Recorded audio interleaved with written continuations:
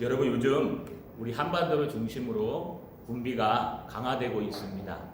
특별히 핵 무기를 가진 아주 중요한 세 나라 미국, 중국, 러시아가요 군비 경쟁을 지금 벌이고 있는 것을 보입니다.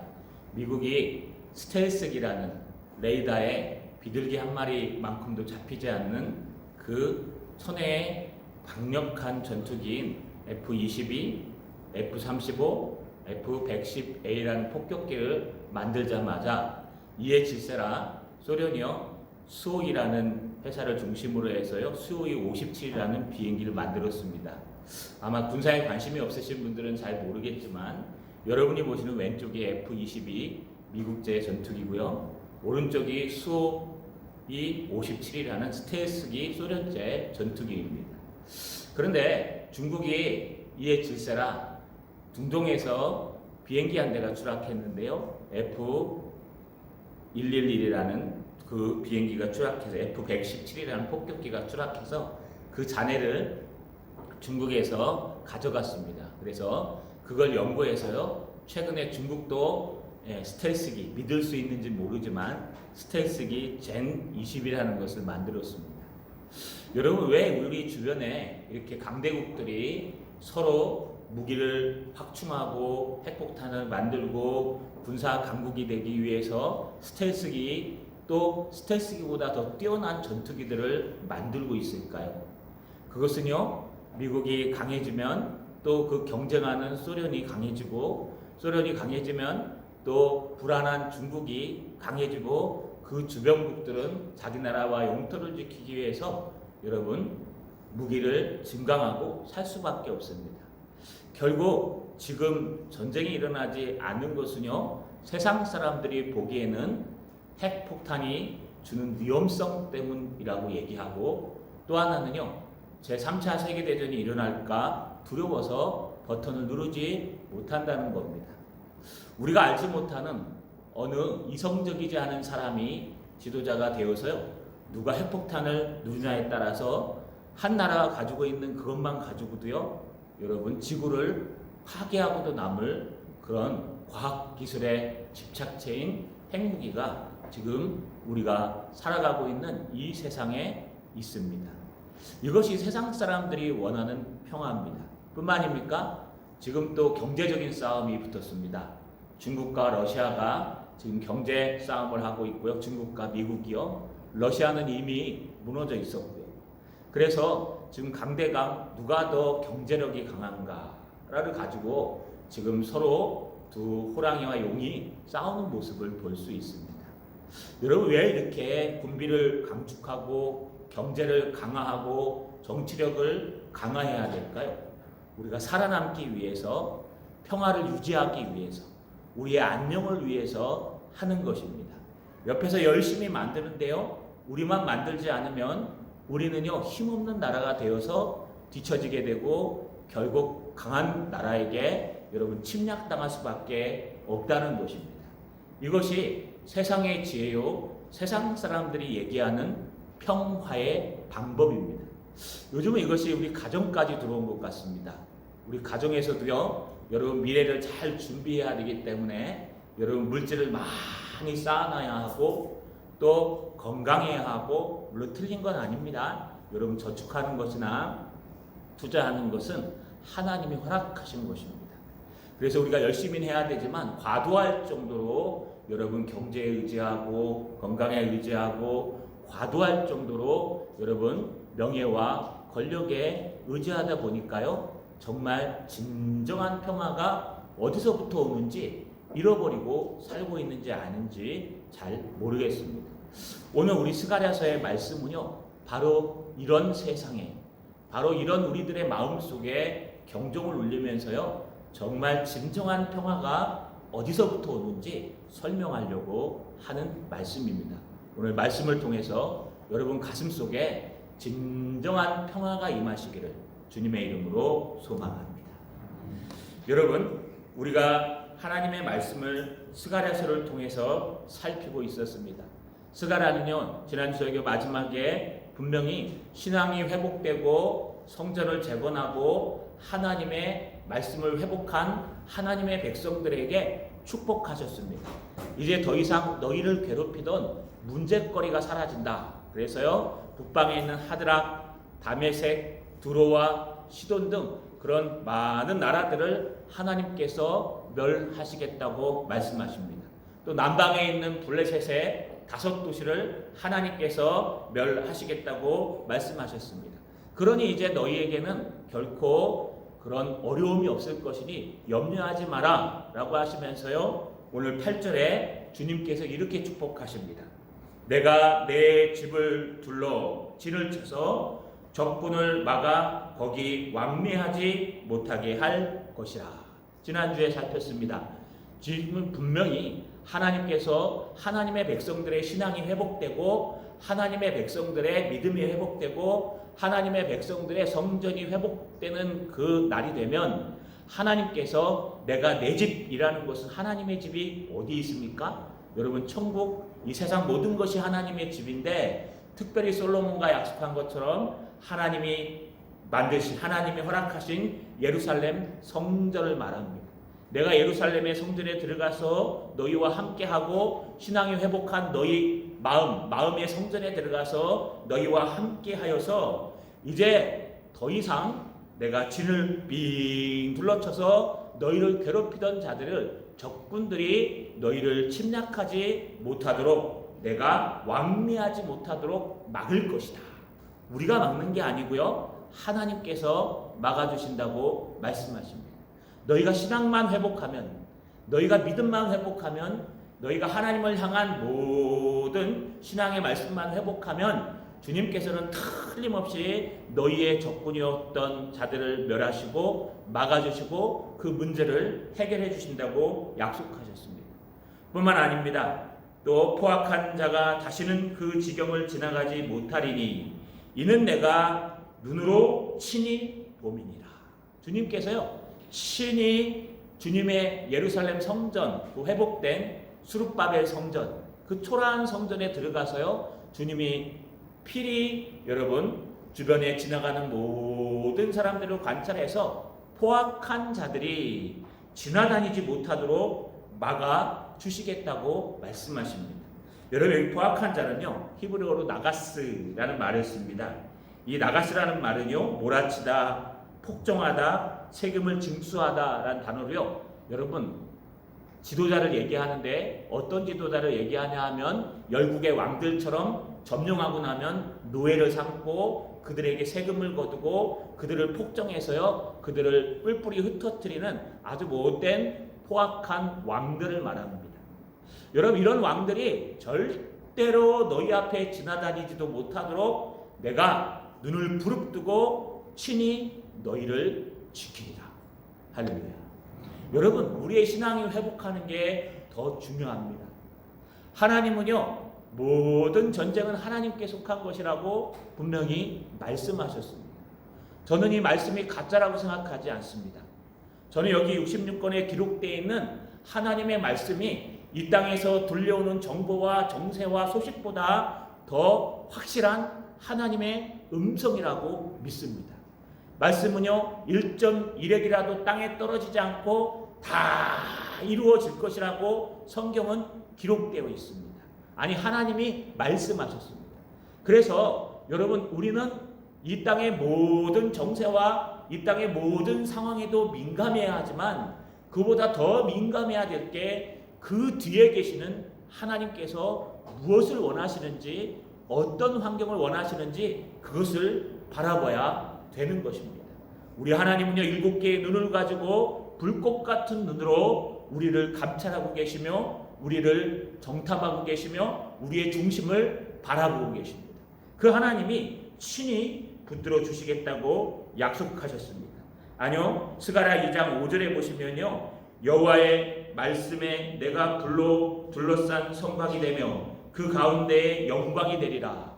여러분, 여호와의 말씀에요, 누가 얘기합니까? 여호와 하나님께서 불로 둘러싼 성곽을 탁 만들어 가지고요, 여러분, 이 안에 누가 침투하지 못하도록 막고 그 중앙에 하나님의 성령의 은혜를 부어주시겠다. 언제요? 우리가 신앙이 회복하고 하나님 앞에 바로 설 때에 그렇게 하시겠다는 거예요. 그래서 제가 새벽마다 기도합니다. 하나님, 우리 교회의 이 울타리가 정말 의미가 없게 하여 주옵소서. 사람이 많게 하시고 나귀가 많게 하시고, 그리고 또 하나님 불의 성각으로 붙들어 주셔서 이 안에 여러분 코로나가 침투하지 못하도록, 혹시 확진자가 오시더라도 이 안에 오는 순간 깨끗하게 불로 막아 나음을 받게 해달라고, 치료되는 교회가 해달라고 새벽마다 기도하고 있습니다. 할렐루야. 여러분, 이 안에 침투하지 못하도록 기도해 주십시오. 혹 오시더라도 걱정하지 마십시오. 하나님께서 분명히 지켜주신다고 약속하셨습니다.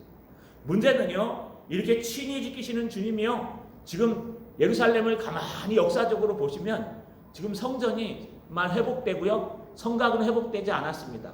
허벌판에 지금 성들이 다 성벽이 무너져 갔고요, 이제 느헤미야에 가서나 여러분 이 성벽을 재건할 건데, 이 성벽을 재건하기 전에 예루살렘은요, 지금 여기 구멍이 뻥, 저기 구멍이 뻥, 누가 들어와도요 짐승도 막지 못할 정도로 여러분 허벌판에, 그 시온산 벌판에 지금 예루살렘 성전만 딸랑 그것도 쫙하게 서 있는 겁니다. 그러니 예루살렘 성전을 건축한 그 남은 백성들과 여러분 포로에서 돌아온 약 5만 명이나 되는 그 백성들이 얼마나 불안하겠습니까? 짐승이 올 수도 있고 적군이 지금 쳐들어오면 막을 방법이 없습니다. 여러분 이 성벽 갖고는 도저히 막을 수가 없어요. 여러분 그러니 그들이 얼마나 불안하겠습니까? 그들을 향해서 지금 말씀하시는 거예요.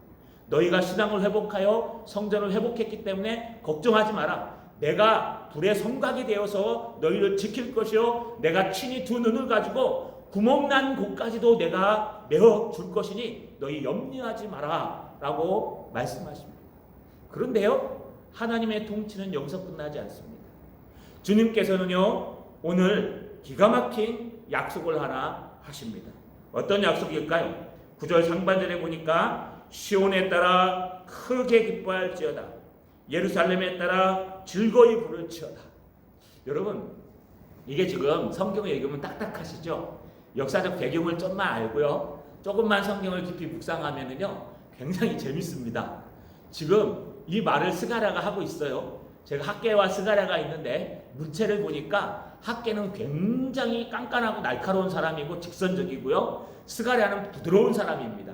그래서 스가랴서에 보면 만군의 여호와가 말씀하시니라, 만군의 여호와가 말씀하시니라, 만군의 여호와의 말이니라. 자꾸 왜 그런 말을 할까요? 여러분 스가랴가요, 아무래도 선지자로서 이 인품도 있고 천천히 느긋하게 얘기하는 것도 있고 하니까요, 사람들이 막 저처럼 막 하면은 진짜인가 보다 이러는데 조용히 전화하면 잘 안 됐습니다. 이거 저 하나님의 말씀인가, 스가랴의 생각인가 이럴까 봐요. 만군의 여호와가 말하노라, 만군의 여호와가 말하노라, 스가랴에 엄청나게 등장합니다. 말끝마다 등장합니다.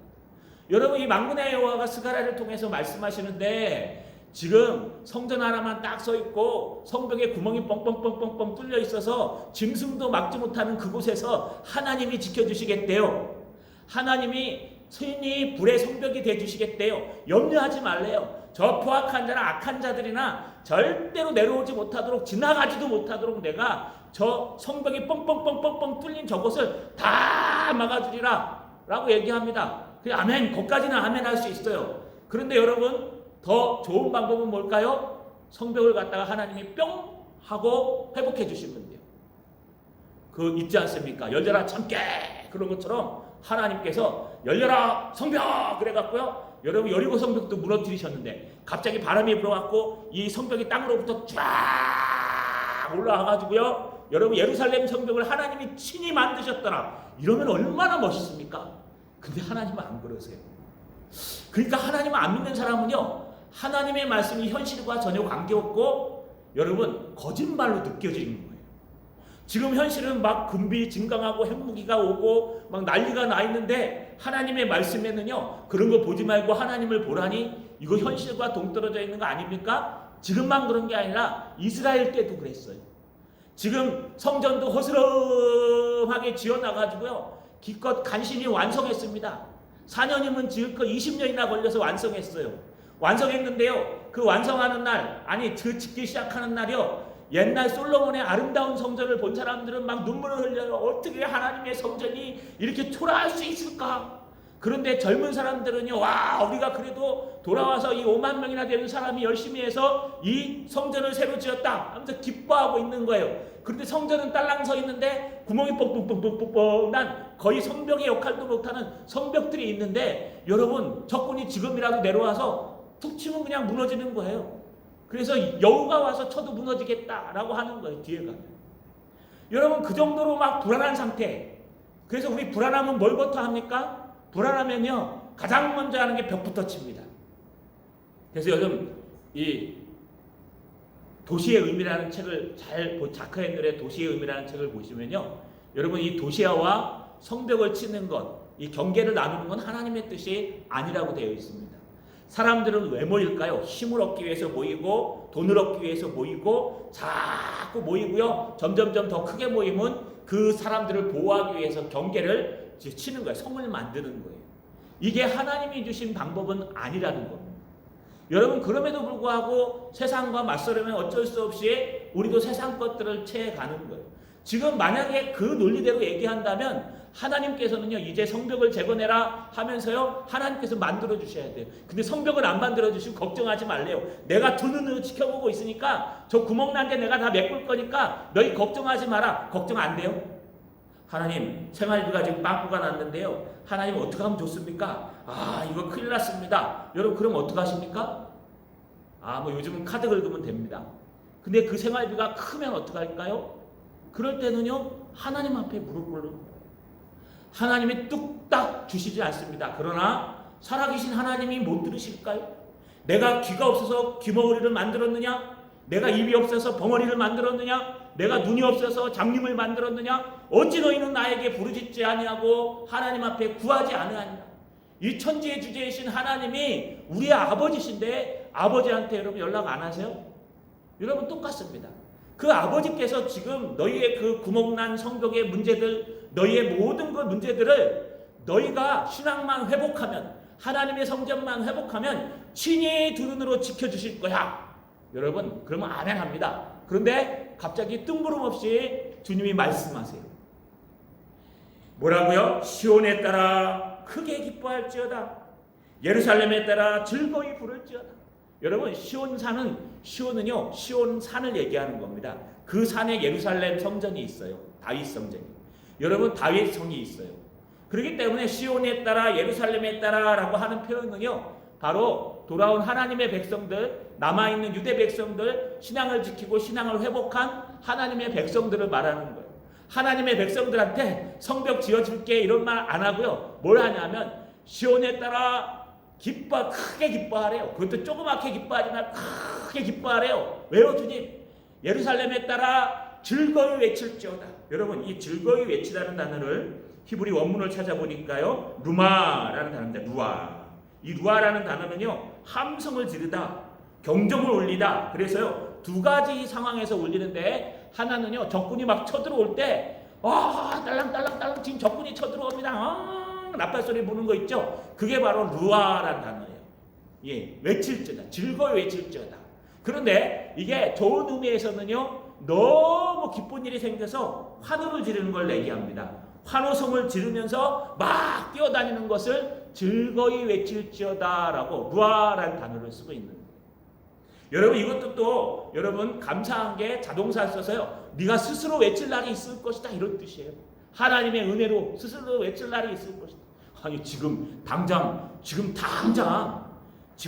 먹고 살 건 해결됐어요. 성전도 재건했어요. 신앙도 회복했어요. 그러면 지금 당장 해야 될 일은 적군으로부터 우리를 막아줄, 성전을 지켜줄 이 성벽을 재건해야 되는데, 그걸 재건하라는 말씀을 안 하시고 지금 당장 구멍이 뻥뻥 뚫려 있어서 불안한데, 지금 위기가 고조되어 있고 지금 군비 막 침강하고 있고 막 지금 당장 내가 불안한데, 그들한테 뭐라고 말씀하십니까? 시온에 따라 예루살렘에 따라 걱정하지 마라. 내 백성들아, 염려하지 마라. 너희에게 매우 기쁜 일이 있을 것이다. 너희가 이 소식을 들으면 막 즐거워서 막 난리치며 환호성 치면서 떨 날이 있을 것이다. 루아, 너무 좋아가지고 막 난리를 칠 날이 있을 것이다. 주님, 그거 말고요, 지금 당장 문제 좀 해결해 주십시오. 주님, 그거 말고요, 지금 당장 저 성벽 구멍 뚫은 거 저것 좀 막아주십시오. 주님 우리 뭐 큰 거 원하지 않아요. 주님 막 그냥 즐거이 외치고 기쁜 뭐 성벽 하나 지어주시려고요. 물론 뒤에 가서 짓습니다. 그런데 주님께서는요 그것보다 더 깊은 기쁨의 은혜를 전하고 있습니다. 그것이 뭘까요? 오늘 읽으신 9절 하반절에 이렇게 기록되어 있어요. 보라 내 왕이 내게 임하리니 그는 공의로우시며 구원을 베푸시니시며 겸손하여서 나귀를 타시나니 나귀의 작은 것 곧 나귀 새끼니라. 여러분 갑자기 주님이 무슨 말씀을 하시냐 하면요 시온에 따라 기뻐이 매우 기뻐할지어다. 예루살렘에 따라 즐거이 외치고 환호성 쳐라. 이제 내게 내 왕이 임하시니. 이 보라라는 단어를 쓰는데 감탄사예요. 힘내 또 힘내니 그래요. 봐라 너희에게 왕을 내가 주실 것이다. 너희에게 진정한 왕이 임하실 것이다. 여러분 너희를 다스리는 왕이 지금 있습니까? 지금 없습니다. 누가 왕의 역할을 하고 있습니까? 스룹바벨이 하고 있어요.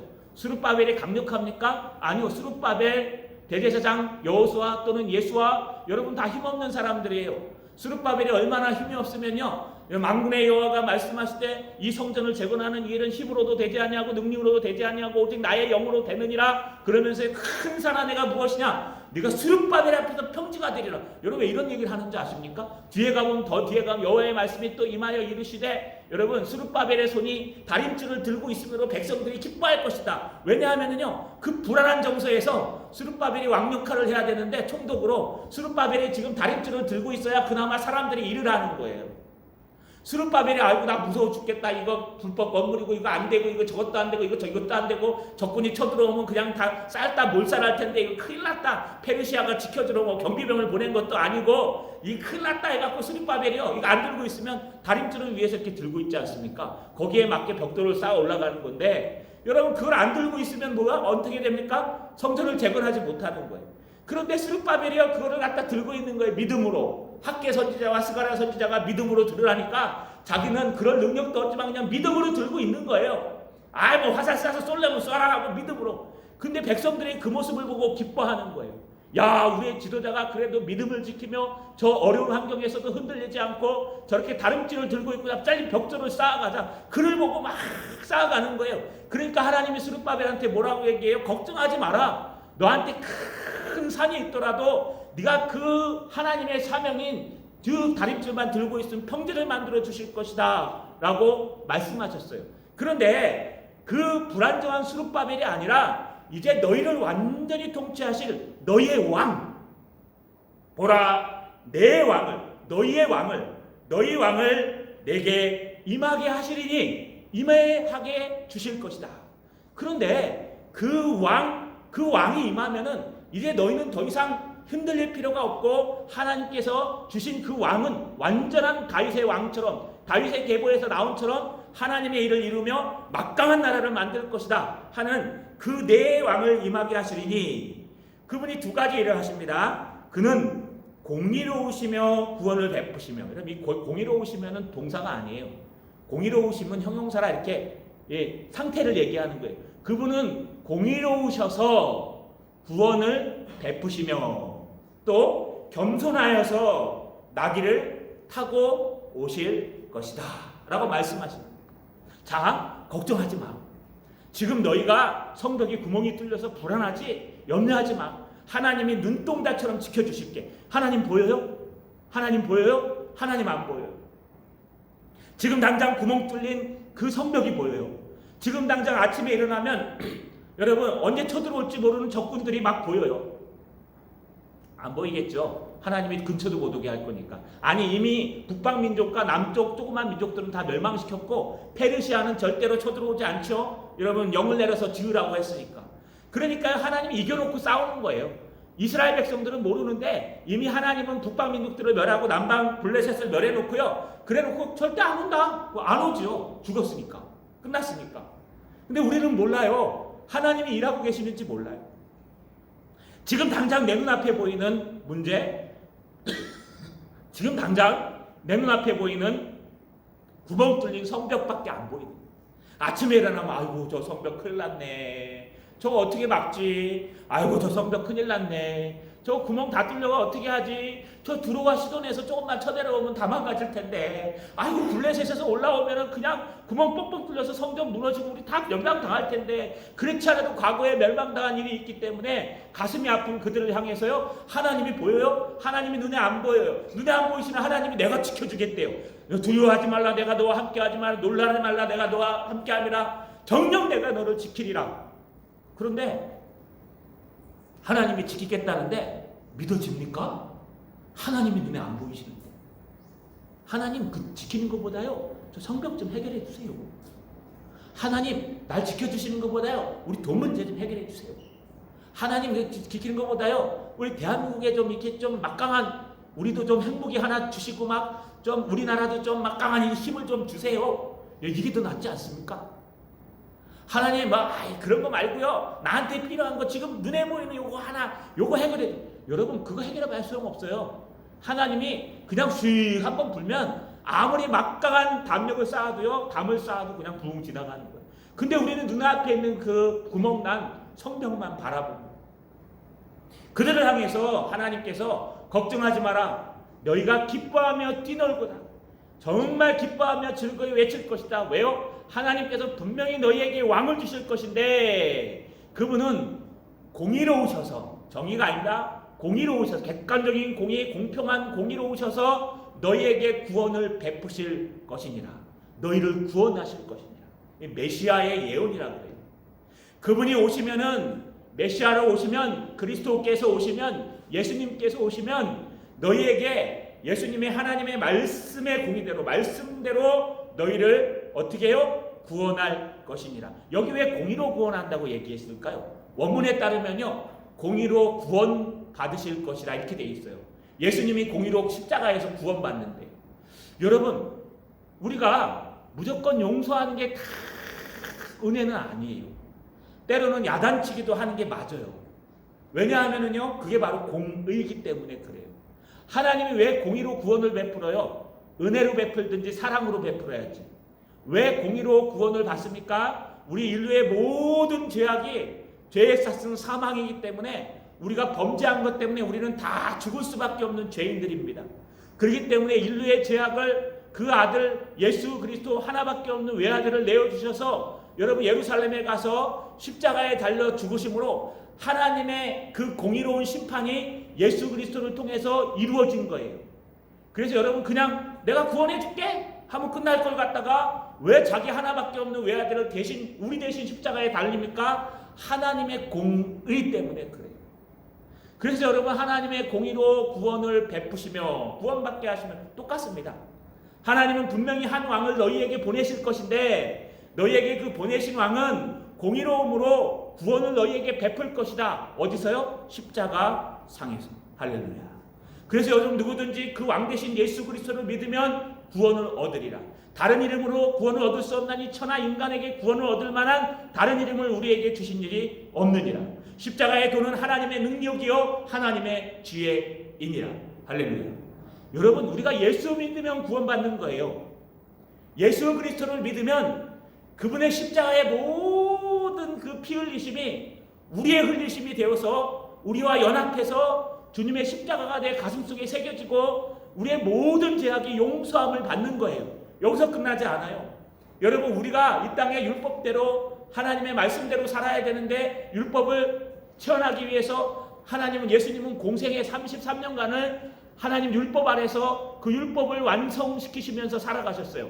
그것까지 우리가 덤으로 받아요. 이걸 의의 정가라고 해요.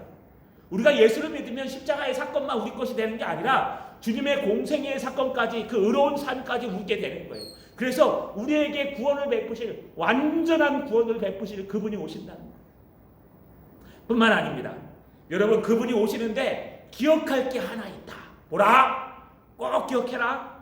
내가 내 왕을 너희에게 보냈는데 그 왕이 너희를 구원하는데 공의로 구원할 거야. 그런데 표상이 하나 있는데 그게 뭐냐 하면은 겸손하셔서 나귀를 타셔 오실 것인데 나귀의 작은 것 곧 나귀 새끼니라. 이 새끼라는 거는 욕이 아닙니다. 여러분 짐승의 자식을 새끼라고 부릅니다. 여러분 나귀도 나귀 새끼를 타요. 실제로 여러분 솔로몬 왕 때부터 말이 수입됐다고 합니다. 그 이전까지는 나귀가 굉장한 운송 수단의 하나였습니다. 팔레스타인 지역이 산악 지역과 이 사막 지역을 같이 하고 있기 때문에 솔로몬 이전에는요 말보다는 나귀를 많이 운송했는데 솔로몬 시대부터 시작해서요 말이 들어오기 시작했고 그래서 나귀보다는 말을 타고 다니고 수많은 명마들이 들어와서요 그 당시 왕들은 여러분 왕이 되면은 좋은 말을 선물 받았다고 합니다. 그 정도로 여러분 마귀가 아니죠 말을 타고 다닐 수 있는 그 시대, 그러니 예수님이 탄생하신 그 시대는 얼마나 더 발전했겠습니까? 철병거가 생기고 여러분 여러 가지 이런 가마가 있을 건데 여러분 좀 왕이면은 그런 거 타고 와야 되지 않아요? 왕이면은요 좀 좋은 거 타고 와야 되지 않습니까? 저희 대통령님 차가요 방탄 유리로 돼 있답니다. 뭐 북한에 있는 김정은 차도요 수입해갖고 이 방탄 유리로 돼 있어갖고 총알도 못 뚫는데요. 기름값이 많이 들어간대요. 여러분 뭐 차들도 기종이 많죠. 저희는 뭐 굴러가면 돼요. 저희는 차에 뭐 신경을 안 써가지고요. 세차도 자주 안 합니다. 그냥 굴러다니면 돼요. 안 고장나고. 근데 굴러가지 않는 게 문제죠. 근데 중요한 것은요. 여러분 그 격이라는 게 있지 않습니까? 그쵸? 격이라는 게 뭐 상관은 없습니다. 격이라는 게 있었는데 여러분 대통령이 만약에 저 마티즈 다 타고 오시면 어떻게 될까요? 사람들이 존경할까요? 물론 존경하는 사람도 있지만 대통령이 돼갖고 나라의 얼굴인데 저런 거 타고 다니면 돼 이럴 것 같아요. 그죠? 마찬가지입니다. 이게 인간의 생각이에요. 어떤 목사님이요 부흥회를 가셨는데 저처럼 트럭을 좋아하셔가지고 목사님인데 트럭을 좋아하세요. 트럭을 타고 막 부흥회 가갖고 부흥 강사가 딱 들어오면 왜 입구에 부흥 강사 전용 이렇게 주차장을 놓지 않습니까? 글로 딱 들어가니까 장로님이 오셔갖고 빼세요 아저씨 빼세요 그러더래요. 왜요? 그랬더니 여기 부흥 강사님 자리입니다. 그래가지고요 알겠습니다. 그러고 암만 안 하고 뺐대요. 빼갖고 쫙 구석에 빙글빙글 돌다가 대놓고 여러분 올라갔대요. 뭐 넥타이 맸으니까요 뭐 초라하게 입고 뭐 트럭을 좋아하면 원래 옷도 초라하게 입고 갑니다. 가서 이렇게 앞에 딱 앉아 있는데요. 여러분 뭐 강사님이 오셨는지 아닌지 난리가 난 거예요. 누가 강사인지도 모르고 다 양보 입고 있으니까요. 그래서 강사님 올라오셔서 설계해 주시겠습니다 했더니 트럭문 아저씨가 이렇게 올라오더래요. 나중에 장로님이 가실 때 90도로 이래요. 죄송합니다. 우리는 외모를 보고 다 판단을 해요. 어떤 차를 타고 다니냐, 어떤 회사에 다니냐. 그래서 우리 처음 만나면 물어보는 거 있죠. 너 어느 회사 다니니? 직업이 뭐니? 직업이 그 사람을 판단해요. 그래서 여러분 직업이 사자 들어간 거 딱 얘기하면 그때부터 말이 힘들어져요. 근데 직업이 별로 변변치 않으면요 무시해버려요. 얼마나 똑똑하고 지혜롭고 착해도 소용없어요. 여러분 그런 선입견들이 우리가 사라져야 됩니다. 그런데 똑같습니다. 여러분 한 나라의 왕이시고 그가 임하셔서 우리 백성들을 구원하시고 구멍이 뻥뻥 뚫린 그 성벽을 갖다가 재건하시고 회복하신다면은 그래도 100마 정도는 타고 와야 되는 거 아닙니까? 그래도 명마 정도는 타고 와야 되지 않아요? 여기 돈을 이렇게 싸질머지고요. 여기 돈을 갖다가 금과 은을 싸질머지고 사람들을 일꾼들을 모아가지고 걱정하지 마라. 내가 성벽 다 재건해 줄게. 염려하지 마. 그러고 와야 되는 거 아닙니까? 그런데 겸손하셔서 나귀를 타고 오는데 그것도 나귀 새끼를 타고 오는데 여러분 이게 실제로 이루어졌습니다. 마태복음 21장 1절에서 11절 또 마가복음에도 등장하고요. 누가복음, 요한복음에 다 등장합니다.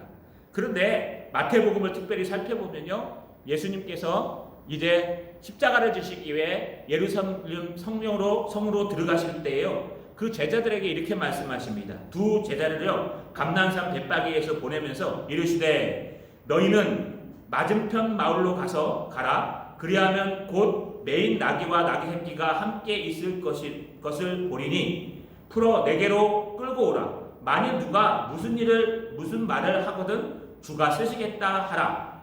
그러하면 즉시 보내리라. 그것도요 돈 주고 사온 것도 아니고 공짜로 주님이 예비한 걸 갖다 두 제자한테 가서 가져오래요. 나귀 새끼를 끌고 오래요. 여러분 왜 그런 말을 시키는지 그 다음 절에 얘기합니다. 여러분 4절과 5절 마태복음 21장 4절 5절에 보시면 이는 선지자를 통하여 하신 말씀을 이루려 하심이라. 일러스되 시온의 딸에게 이르기를 내 왕이 내게 임하나니 그는 겸손하여 낙이 곧 멍에 매는 짐승의 새끼를 탔도다 하라 하셨느니라. 할렐루야. 예수님이 실제로 그리스도로 메시아로 이 땅을 구원하러 오실 때 예루살렘 완전히 회건된 예루살렘 성전에 들어갈 때 그때는 막강했습니다. 그때 들어갈 때 예수님이 스가랴서 9장 9절 이 말씀을 이루시기 위해서 제자 2명을 보내가지고 건너편에 가서 나귀 새끼를 끌고 와라. 그리고 그 나귀를 타고 입성하셨다는 거예요. 하나님의 말씀은 분명히 이루어집니다. 하나님의 말씀은 1.1핵도 바뀌지 않습니다. 중요한 것은요, 그 말씀을 집중해서 한 단어를 다 들어야 돼요.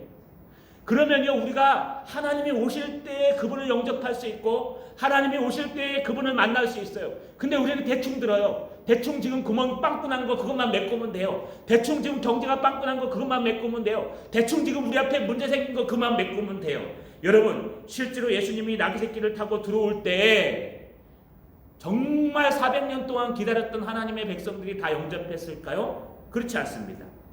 마태복음 21장 6절과 8절에 읽어보시면 제자들이 가서 예수께서 명하신 대로 하여 나귀와 나귀 새끼를 끌고 와서 자기들의 겉옷을 그 위에 얹음에 예수께서 그 위에 타시니 무리의 대다수가는 그들의 겉옷을 길에 펴고 다른 이들은 나뭇가지를 베어 길에 펴고 또 앞에서 가고 뒤에서 따르는 무리가 소리 높여 이르되 호산나 다윗의 자손이여 찬송하리로다 주의 이름으로 오시는 이여 가장 높은 곳에서 호산나 하리라 하더라. 할렐루야. 여러분, 실제로 예수님의 제자들과 힘없는 사람들과 정말 갈망하는 사람들은 예수님이 들어오실 때 이분이 나귀 새끼를 타고 들어오신다는 것을 깨닫지도 못하고 알지도 못하고 그냥 영접한 거예요. 그냥 이분이 그 스가랴서 500년 전, 한 550년 전에 예언했던 그 왕, 우리를 지켜줄 왕이시구나, 메시아이시구나 하고 그분을 옷을 깔고 여러분 나무를 펴고 그분을 영접하는 겁니다. 근데 진짜 영접해야 될 지도자들은 어떻게 했을까요? 여러분, 거기 잘 읽어보시면요, 마태복음 21장 10절에서 11절에 이렇게 기록되어 있습니다.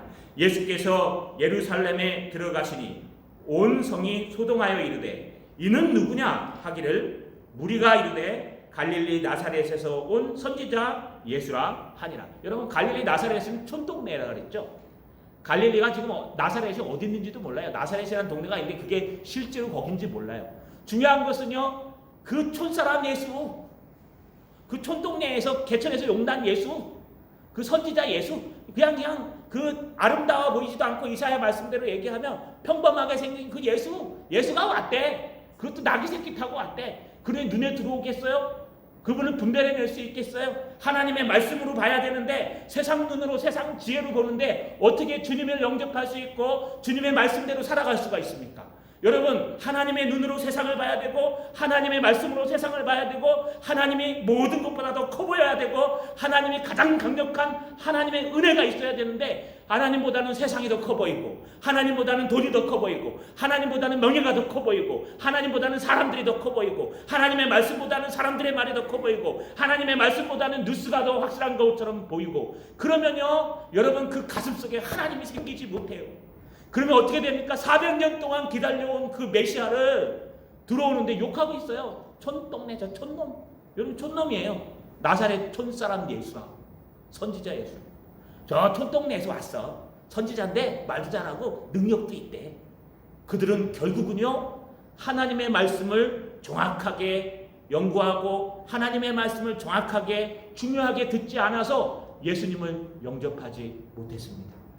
심지어 그들은 예수님을 십자가에 못 박으라고 외치는 자가 되었습니다.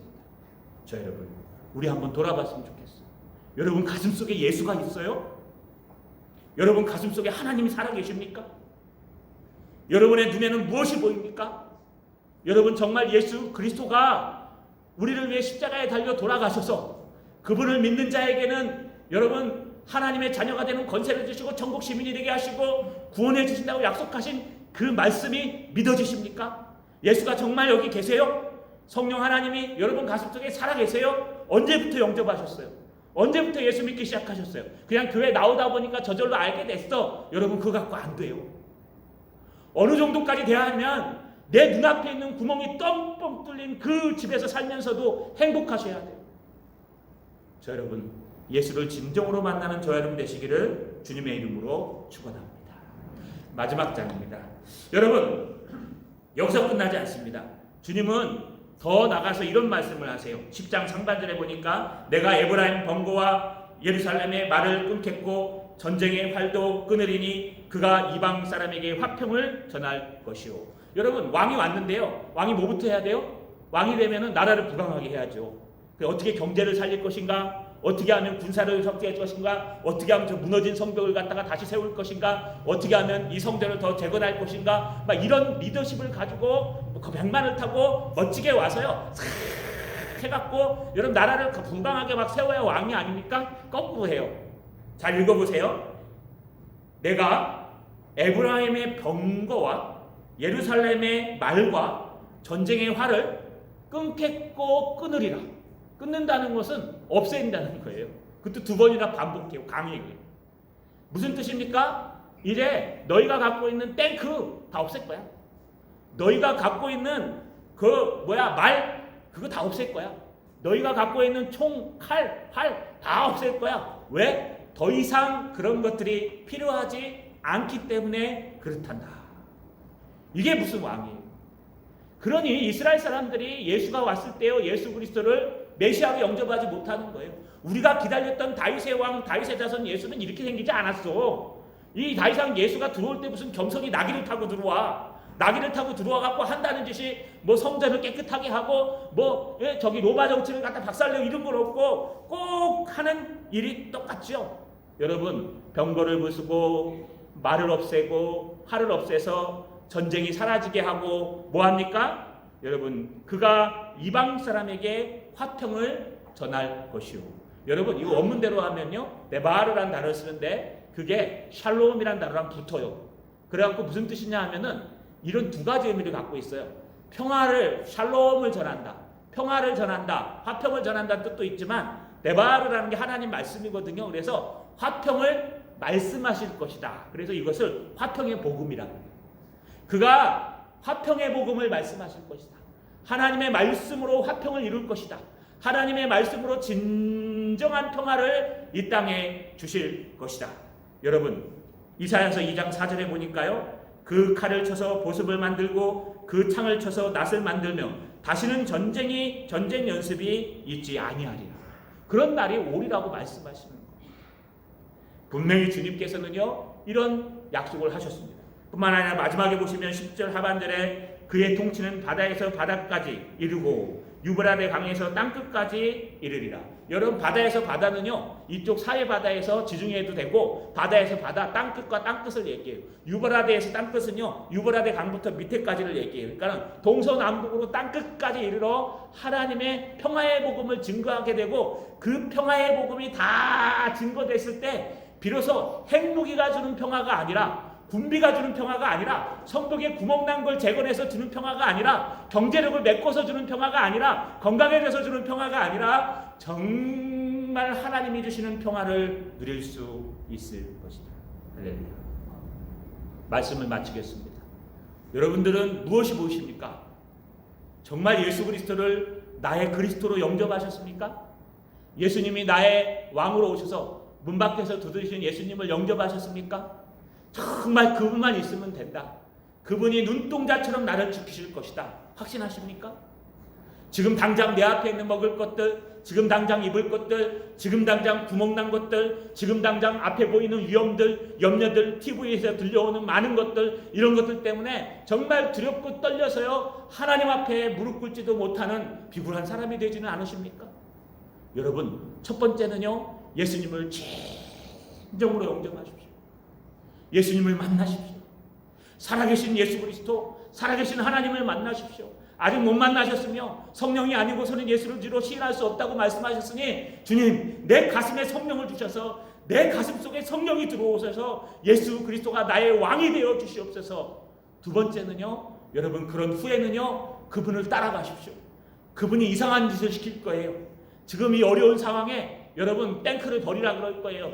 지금이 어려운 상황이에요. 여러분 총을 버리라 그럴 거예요. 지금이 어려운 상황이에요. 여러분 다른 무기들, 너희가 잘하는 것들, 너희가 막 자랑하고 싶은 것들 다 버리라 그럴 거예요. 그러면서 뭐 하라 그래요? 평화의 복음을 전하라. 오직 성령이 너희에게 임하시면 너희가 권능을 받고 예루살렘과 온 유대와 사마리아와 땅끝까지 이르러 내 증인이 되리라. 이게 평화의 복음. 세상은 평화 원하지만 전쟁으로 가고 있습니다. 진정한 평화는요, 예수님께서 재림하실 때 임하십니다. 그런데 그 전에 우리 가슴 속에도 진정한 평화가 임합니다. 전쟁 중에도 어떤 상황에서도요, 어떤 환경에서도 예수를 바로 만나고 예수 그리스도를 따라가면, 또 그분을 나의 왕으로 삼고 그분의 통치를 따라가면 우리 가슴 속에 참된 평화가 임한다는 거 여러분 꼭 잊지 마시고, 오늘도 예수 그리스도를 진정으로 영접하고 하나님의 음성이 세상 TV보다 더 가깝게 들리고, 하나님의 음성이 세상 사람들의 욕과 비판과 말보다 더 크게 들리고, 하나님이 눈에 보이지도 않지만 예수 그리스도께서 우리보다 이 땅의 모든 것보다 더 크게 보여서 여러분이 갖고 있는 문제가 되지 않는 저 여러분 되시기를 주님의 이름으로 축원합니다.